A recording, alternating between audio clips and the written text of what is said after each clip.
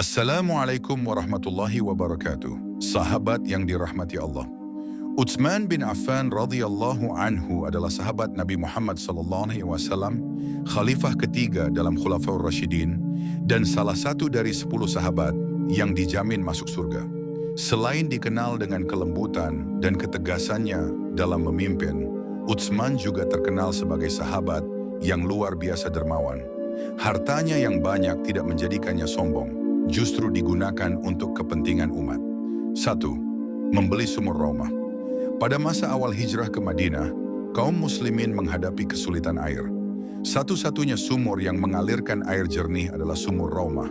Namun pemiliknya adalah orang Yahudi dan menjual airnya dengan harga mahal. Rasulullah SAW pun bersabda, "Barang siapa yang membeli sumur Raumah, maka baginya surga." Mendengar ini, Utsman bin Affan langsung pergi ke pemilik sumur dan menawar. Awalnya si pemilik tidak mau menjual seluruh sumur, maka Utsman membeli separuh hak guna pakai airnya seharga 12.000 dirham. Maka air dipakai bergantian, 1 hari untuk umat Islam, 1 hari untuk si Yahudi. Namun akhirnya, si pemilik menjual seluruh sumur kepada Utsman, dan Utsman mewakafkannya untuk umat Islam. Sejak itu, kaum muslimin bisa mengambil air secara gratis. Persiapan perang Tabuk kedua. Saat Rasulullah SAW menyeru kaum muslimin untuk mempersiapkan perang Tabuk, banyak dari mereka yang tidak memiliki bekal maupun kendaraan. Perang ini sangat berat karena terjadi pada musim panas dan jaraknya sangat jauh. Utsman bin Affan pun bangkit. Ia menyumbangkan 300 ekor unta lengkap dengan pelana dan bekalnya. Tidak hanya itu, ia juga menyumbangkan 1.000 dinar emas yang diletakkan langsung di pangkuan Rasulullah SAW. Melihat hal itu, Rasulullah SAW bersabda, "Tidak akan membahayakan Utsman apapun yang ia lakukan setelah hari ini."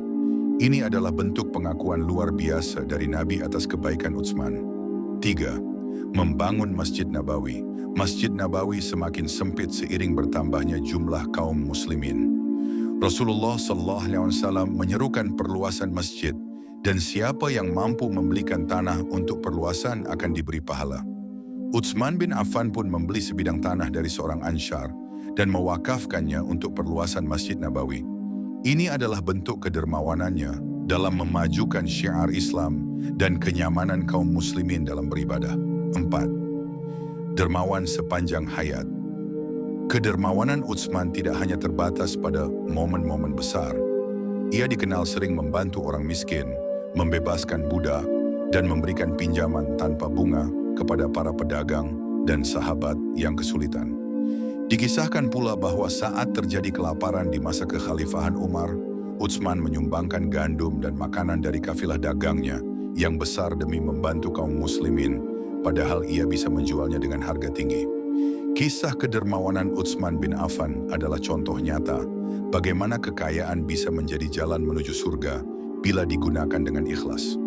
Utsman tak hanya beramal di masa lapang, tapi juga saat genting, dan itu menunjukkan keikhlasan serta keimanan yang tinggi. Semoga kita bisa meneladani semangat berbagi seperti Utsman bin Affan.